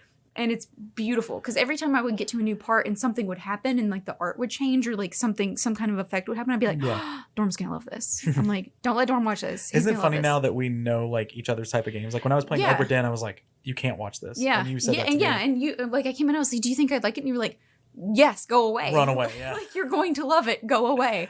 And we were talking about games that we're expecting. The one game that you were looking forward to, the murder or like the Groundhog 12 Day. minutes. Yeah, 12 minutes. Yeah, that so game looks really exciting. So that's a game that I actually saw previewed before it had a title, I think, or it might have been called 12 Minutes. But the developer of it, who I believe is, I'm gonna mess this up. I think he's Portuguese, maybe. Oh, okay. He's I forget exactly where he's from, but he had that game at some convention or expo or whatever that Greg was at, and he saw it, and Greg brought him on to Kind of Funny to just showcase the game. I think was the story, or maybe he emailed it or whatever, but it was brought on to Kind of Funny. This was like 4 years ago. This was forever ago. So it's been in production for that long. And I thought, it died or it came out and I didn't hear anything about it or whatever. Yeah. So that's why when it was on, I think Xbox's stage at E3, it was on somewhere at E3, I was like freaking out. I was like, this game is going to be awesome. Yeah. The trailer is a little confusing, but I've seen like the pre build of it, and it was awesome. It's basically it's a Groundhog Day, but you were trying to stop Groundhog Day. I just mean like you do the same day over and over. But it is not similar to Sexy Brutale, which is a similar like murder Groundhog Day thing. But you're trying to stop your wife from being killed, I believe is the idea. So like in the original day, a guy barges in, he asks you where something is and then kills her or whatever. Yeah. And so you're going to be figuring out the story of what he's looking for. Why is he there? Why is she getting killed? All this kind of stuff. And you said it's top down. Yes. Right? Yeah. Okay. It's shot almost like, just it's top down. It's almost sound stagey in the way it looks. It's really cool. Another game I'm looking forward to is we touched on it slightly, but I got to talk about Emily is Away 3. Yeah. If you don't know about Emily is Away, the first one is free. You can play it on Steam for free. Seriously, go download it. What, 2 hours maybe? Yeah, say maybe goodbye tops. to your evening and play it. It is a game based in basically a fake AOL Instant Messenger. Especially if you're a 90s kid. Yeah, if you're around our age, then you should definitely play it. If you remember AOL Instant Messenger, or even like MSN, I guess would be the one after. If you used to update your status of like your status message with like emo lyrics and like bright neon green color on a black background, like you're gonna fit right in. Yeah, the first one, now playing it, I haven't played it since, but thinking about it now, is almost a proof of concept for the second one. Ooh, okay. Because the second one is like $5 or something. It's very cheap. And I think it goes on sale too. Oh yeah, it goes on sale all the time. Yeah. I will, if anybody wants to play it, let me know and I will gift it to you. It's one of those games. Like I really love that game a lot. Yeah. And it's one of my top 10 games of all time. It is so good. So instead of just being an aim, which the first one is, and it's really good, it made me cry. The second one made me cry a lot, and it involves basically a fake MySpace and like YouTube fake YouTube, and it's really interesting. Yeah. It like redirects you out to a fake web browser. It's really cool. A lot more intricate than you would think from face value, right? Especially coming from the first one, like where it is confined, and you're expecting a bit of that in the second one, but it expands on itself. Yeah. What I remember from it the most is Greg crying and Greg Miller, calling the developer and just like screaming and drunkenly screaming at him because they played it while they were drinking. Yeah. Just screaming, "How could you do this? You broke my heart!" And just like he finally calls him back because he was on a flight. Yeah. And he finally calls him back, and they all just start screaming at him and like cussing him out. Yeah. If you don't know that game, absolutely give it a try. Try the first one; it's free. Yeah. There's no harm, no foul. If you like that, play the second one. It's great. There's an LCD Sound System song that I still like get a little teary from. Aww. Just because it's at the end of that game. It's so wild how you can get so attached to characters that aren't real from text conversations. You never see them. No. You never hear them. You have no idea what they look like. But you know names. It's such a smart way of developing a character without you ever being able to tell what they look like or what they sound like or, literally anything about them. Yeah. But they develop their personality and also your character's personality. Like you get a sense of your own personality based on the decisions you're given. And then like there is a very real sense of like, well, what am I going to say? And the urgency in that game gets ridiculous, like smothering. Yeah. It's amazing. And it's very real in that way of like, oh my God, I don't want to say the wrong thing. What am I going to say? Yeah. And even it's so good. Like hitting a button and then seeing the words pop up. And then you're like, wait, no, that's not what I meant. No, that's not what I meant. I didn't mean that, and of course, like, just like in real life, you could say something and it's taken the wrong way and you can upset somebody and you don't mean to. And it's, oh no, that's not what I meant. So good. It's a lot of emotion for a text-based game that you don't expect to get that much emotion out of. And the third one is coming next year. I don't think there's a set date, but it's just 2020. Cyberpunk's also coming. I feel like we need to wrap this segment up, I guess. Doom Eternal. Doom Eternal's still on the way, which was supposed to be this year. Same day as Animal Crossing New Horizons. Oh, really? I didn't know they're the same day. What opposite games? It's the same day. Doom was amazing, by the way. I love the first Doom. Not the first Doom, but the Doom remake. I need to finish it. It's really good. I got to hell and then kept falling, and I got drunk when I played it, and I kept falling off a thing, and I got mad and I stopped playing it. I think I beat it in like 2 streams. It's really short. Yeah, no, you definitely did because I've played it for like 5 and still haven't beaten it.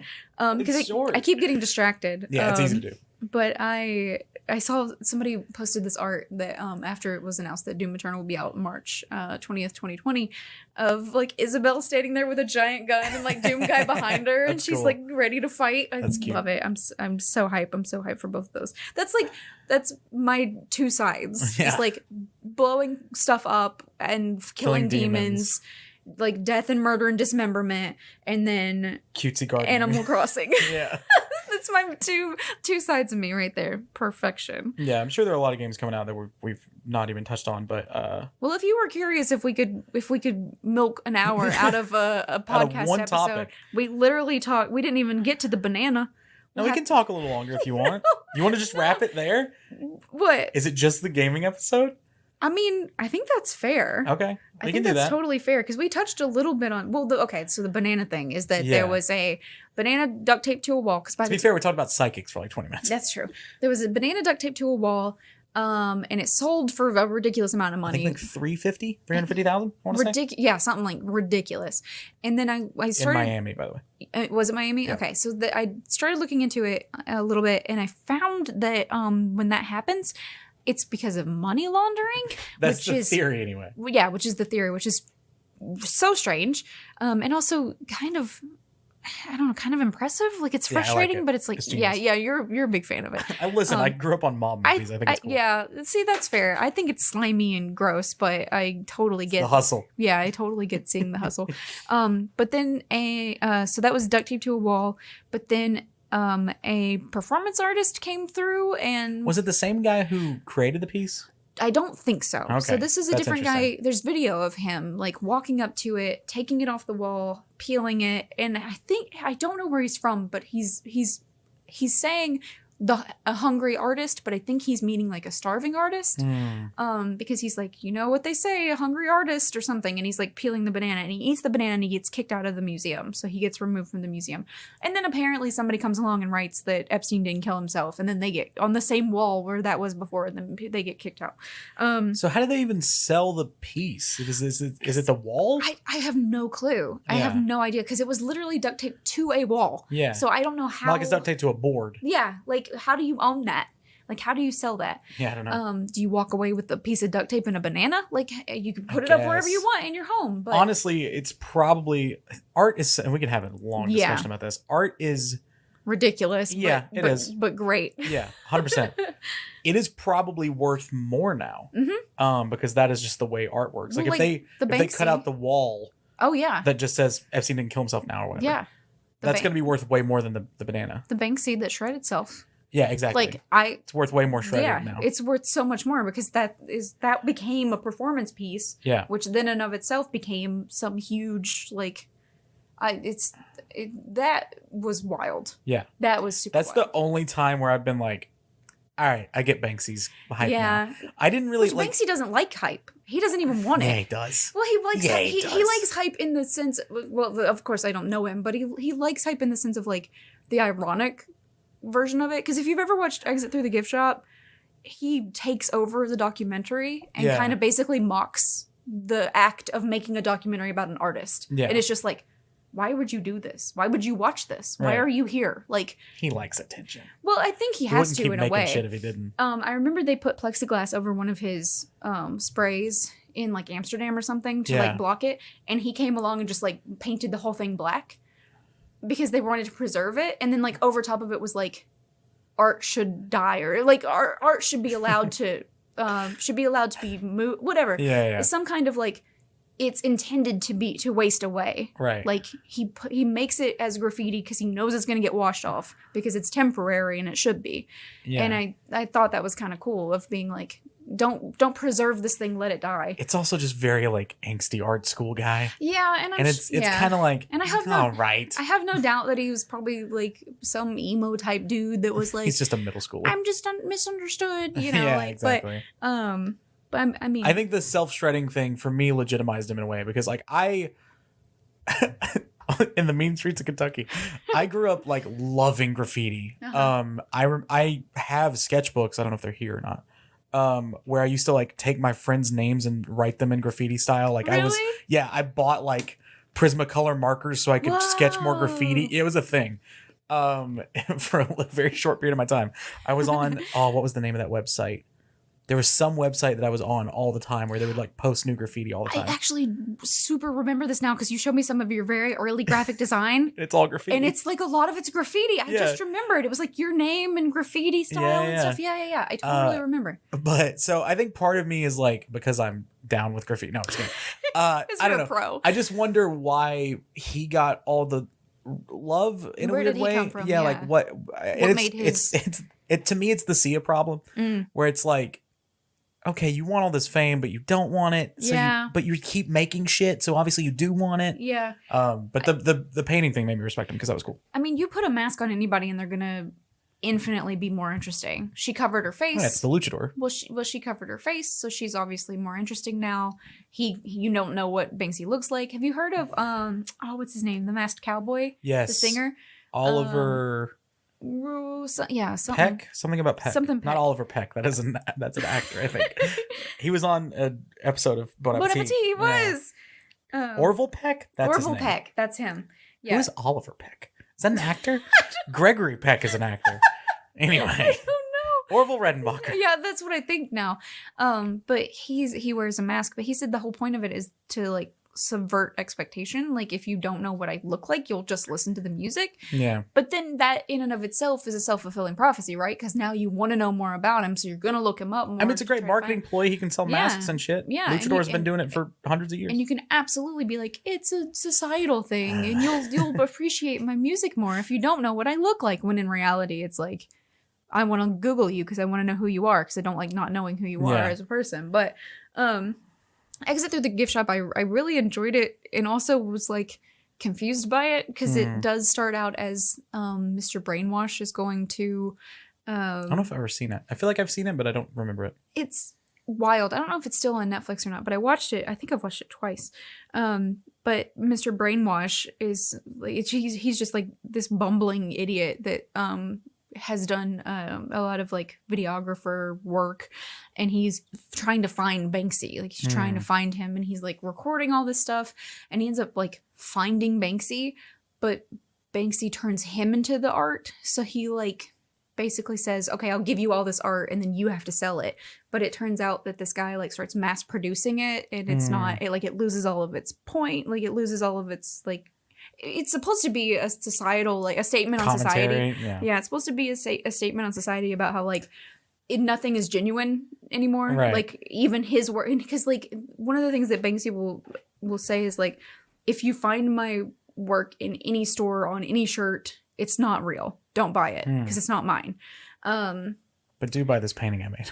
Well, I mean, like, did you see where he went into he went into a museum and put a piece of artwork up, like put a painting up and put a little tag under it and then like left.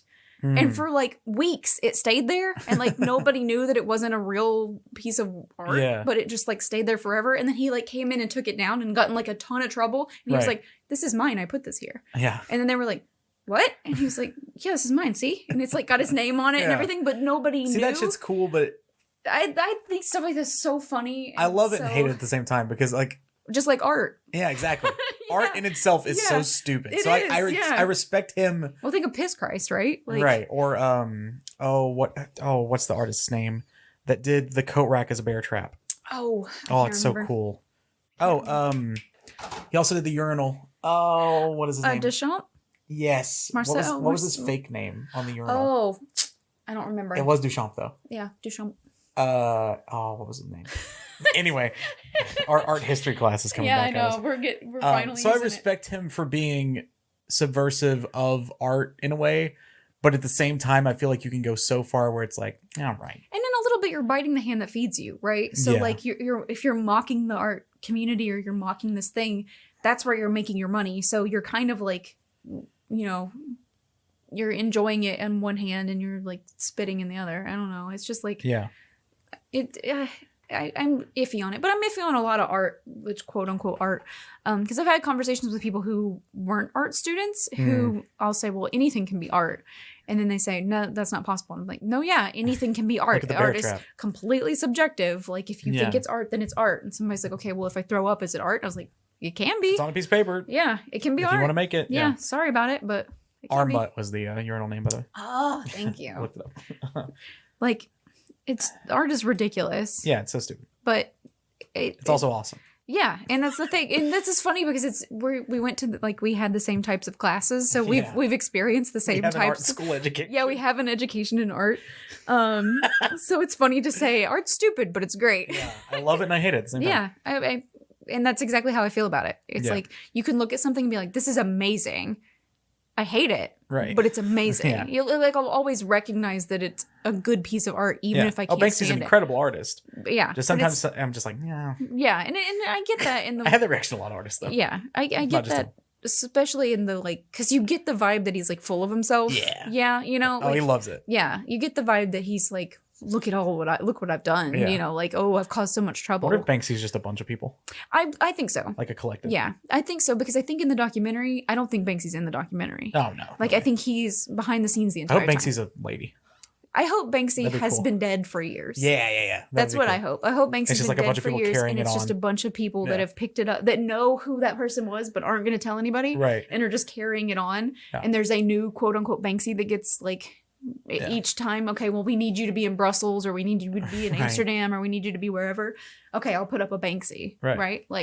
It is cool though that he is one of the only real modern artists in a way that Picasso was or something, right? Where it's generationally, at least we do still have somebody like that. Mm-hmm. Whereas there are people that art people fawn over, but I feel like Banksy has crossed over into the mainstream in a way, which is probably the least thing he wants to do. And that's probably the problem, right? Is because once you take an artist like that and you make them like a household name, they lose a little bit of that mystique, and they lose a little bit of that True. You almost can't take them as seriously because now they're well known. Yeah. And that's that hipster thing of, I knew them before they were cool. Yeah. So it's I just think it's cool that we have that there is an artist doing that kind of stuff that is still showing the value of art. Mm-hmm. And with a physical medium. Right, exactly. That is out there with a stencil, taping it onto a wall, spraying it down, taking the stencil away, and leaving.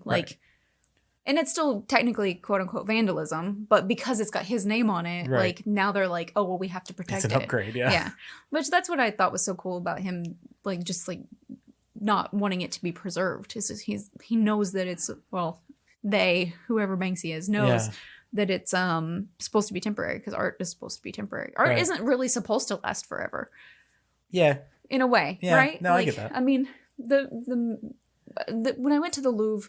Weird flex, but okay. We were walking. Okay, so I was there with I was 18, and I was there with a big group of students, and a bunch of the people that were there wanted to go shopping in Paris, and they didn't even care about it. And I was just I had a little digital camera with me at the time, and I was just walking down the hall, just not even looking at the paintings and just taking pictures of it as I walked past, because I was I don't have time to look at all this, and it was overwhelming.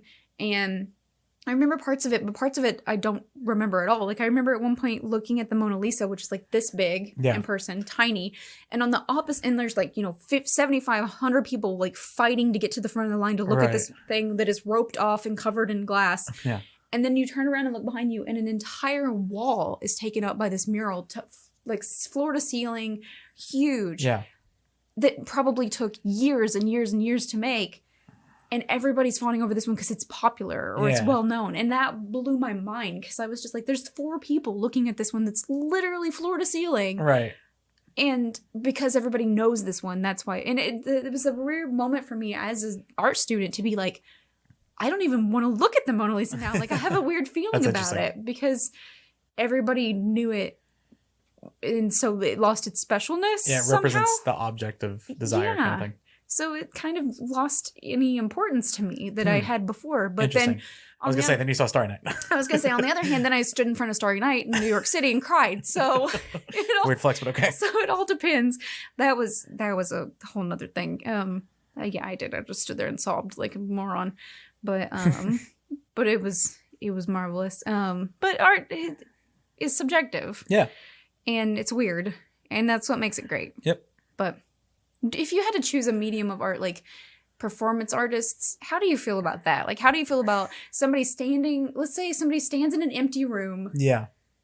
And that's all they do, and they call it performance art. How do you feel about something like that? This is something I thought about a lot in college because, you know, you learn about it and stuff. Mm-hmm. I think some of it's incredible. Mm-hmm. I think some of it's really stupid. Yeah. Like, and I think that's the way most art is going to be. Yeah. Like, I forget the woman's name. She was Russian. Marina. Yes, it was Marina something. Yeah. Who Abovacek or something. Yeah, you're something close. Like I don't remember. I have a terrible memory with names, but she laid out the weapons in front of her and basically said, like, do what you will. Yeah. I think that's really powerful. And I think that's really, really cool. On the same hand, like the guy who lived in the bear or whatever, do you know what I'm talking about? No. It was like a taxidermied, I want to say a bear. He lived in it? Yeah, he filmed himself in Paris and he like live streamed it. This was recent. Are you sure you're not just talking about Midsummer? No, I'm not talking about Midsummer. It's a good segue though. If we were gonna do that an hour and a half in. Yeah, another hour. But there's like cameras inside. I want to say it's taxidermied bear, some taxidermied animal. He just lived in it? And he lived in it for like, well, I don't remember, like a week or something. And he was just like cramped up the whole time, and that was the whole art. And I was like, man, what is that? What? Huh? I look at a lot. That's why. Yeah, I look at a lot of performance art, and I go, why? Like, what's the point of this? I do love the performance artist though that makes all the gadgets to like destroy balloons and shit. Yes, love that guy. That guy with the knives, awesome. Like that has like a ladder with knives on it, and like they roll. Yeah, they roll down. Breaks all the spaghetti or whatever. Yeah, love that guy. I love genius. I love stuff like that. That's kind of nonsensical. Yeah, it's almost it pokes fun at art. It almost wraps around on itself, and it stops being art, but then it comes back around to art. Yeah. And I think those are the greatest ones. Yeah, like I love those because I think they're so goofy and weird. Yeah, that's what art should be. Like art should make you have a reaction. Yeah, whether it's a good reaction or bad, like you should have some kind of reaction to it. And that's how because you can't really say what is art because they ask you that your first day of like so every art history class or whatever you have. They'll say define art and literally everything, and you can't because it's anything you look at, it's everything, anything you feel, like all of that stuff's art. Yeah. But we sound so cynical because we came through the program. Yeah, we've been through the beating of it. But we've been through how many times can you ask a person what art is? Right. But I feel like that's my personal definition for art is it should make you feel something. If it makes you angry or happy or whatever, like you should have some kind of feeling about it. I can look at like Renaissance, like oil paintings and go, eh.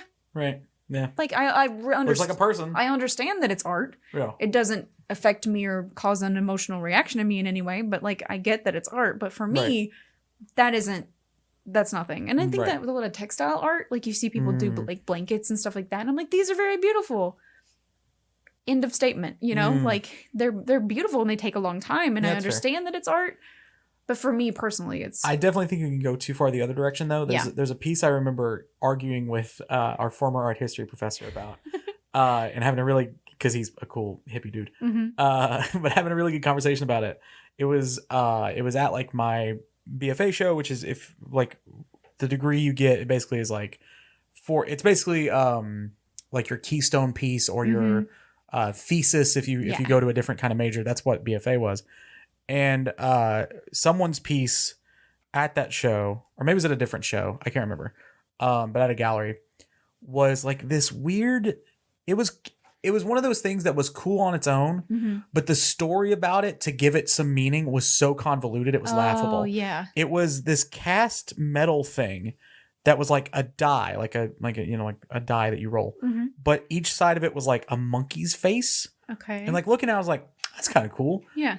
And so I read the thing, and it was like, addiction is a monster. And I was like, stop it. And it was like 8 paragraphs about this dude's alcoholism and how it was a monkey and like a monkey on his back. Yeah. And I was like, oh, this is so, you just tried so hard to give it meaning. You forced this. Why can't you just, and the discussion I had with our professor was like, why can't you just make a cool thing to make a cool thing? Like, why can't that, I feel like so many people just paste. Yeah. People paste meanings on stuff to make it artsy and make it weird and stuff. I'm like, it should be able to stand on its own. Yeah, I just want to make like a fucking cool metal dice thing. Yeah, can I just make this because it's a cool thing? Yeah. And that's just as much art as anything else, you know? Yeah. Like that's the same thing. So I think you can go too far in either direction for sure. Yeah. The same professor, we had a talk about, there was a I think it was a performance piece where there was an American flag on the ground. Okay. And you had to like sign your name. And it was like, if you're an American citizen or if you're a proud American, sign your name in this book. But to get to the book, you had to walk across the American flag to get there.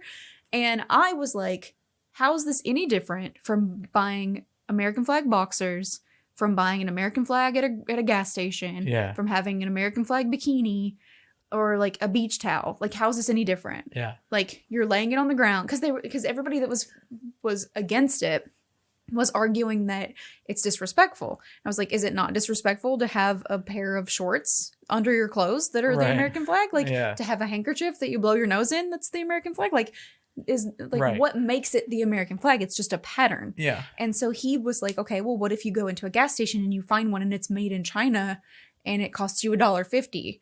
Is that the same thing? Like, how is that any different? And so like we had a huge class discussion, which, you know, we're in like Eastern Kentucky, so everybody wanted to argue that like it's disrespectful and it's in poor taste and all this stuff. And I was like, freedom of speech in general says you should be, as long as you're not burning it, which is illegal, like you should be able to do, I love it, whatever. Like, yeah. And I was like, I think it's clever. I mean, just if you're that upset about it, take off your shoes. Because like the majority of or don't sign the book, or just don't sign it. Yeah, you can like it was this really interesting juxtaposition between like you have to so desperately prove that you're an American. Yeah, good artwork, by the way. Thank you. But in doing so, you're disrespecting the thing that shows that you're an American. So it was like this really, it was really clever. Yeah, like cool. I thought it was really smart.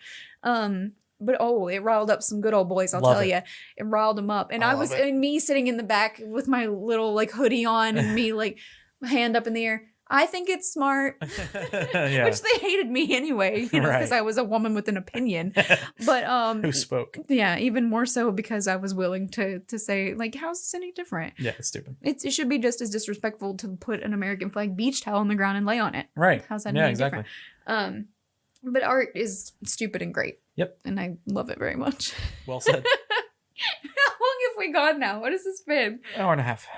Oh, okay. Well, then I think that this is safe because we've had Click to Learn More episodes that were an hour and a half before. Almost 2 hours, yeah. Yeah. So this is so hey, listener, this has been your introduction. This is a pilot. This has been your introduction where we have touched on at least one topic. Two, at least. Two. The banana. Oh, yeah, we did talk about the banana. And psychics is a new topic, apparently. And psychics was a topic we didn't intend to talk about, but did. And also murder, because, of course. Yeah. And then also we can move those to next week. And I think that comes with the organic sense of the podcast, is that like we have these topics in case we need something to fall back on talking about, but it's not a necessity, because the entire point of it is just like we let it go where it needs to. Because that was some of the best parts of the earlier episodes of Click to Learn More, when we get caught on a tangent and then we would just like be like, whoops, let's get back to the task at hand here. But like we were getting in trouble from ourselves. Yeah, but I'm a fan of that. Yeah, that was fun. Yeah, I had a great time. It didn't feel like an hour and a half. No, it felt great. And I didn't have to write an essay. It was great. I didn't have to write an essay. That's what it felt like sometimes. Oh my goodness. Sorry. Gosh. I can only write so many words about P.T. Barnum, you know? A bunch of them. Yeah, a lot. Yeah, a bunch of words. How do we wrap up the new aspect of the show? How do we use it? We just do socials, right? We just plug socials. Yeah, so we just talk about our socials and say that's it. Liddy, where can people find you? So we always talked about our sources, but we don't have any except ourselves. Well, we did at the beginning anyway. Oh, that's true, yeah. Twitch.tv/Team Liddy. Where can people find you? Twitch.tv/dormstreams. And YouTube. Yeah, Patreon, Twitter, Instagram, OnlyFans. TheLocalCoop.com. OnlyFans? Nice slide in. I caught that one. I wanted to see if you got it. Snapchat, all that good stuff. Yeah. We're all over the place. And you're Team Liddy on everything. Mm-hmm. I'm Dorm Streams on everything. Mm-hmm. It's easy peasy. We're still Click to Learn More. Yep. Don't forget about us. Yeah. But please do tweet us, send us messages. Yeah, let us know. Discord, Twitter, everywhere. Let us know what you think. Super interested to hear opinions. Agreed. Super interested, because I would like to, because like this was fun. Yeah, I had a blast. Yeah, this was super fun, and it didn't feel pressured for time. We were just like, where are we at? Oh, okay, so we've gone for an hour. We've gone too far. Yeah, so. We can talk a lot about games. That surprised me. Yeah. Well, I think, what was it? We looked at the one that was like Midsummer versus Hereditary. And was like, oh, this would be an hour easily. Yeah, by itself. But I like the freeform stuff. Me too. I had a good time. Yeah, me too. Thanks for hanging out with me. Yeah, same. Thanks for coming here. Of course. Thanks for coming to my house. Until next time. Be careful where you click.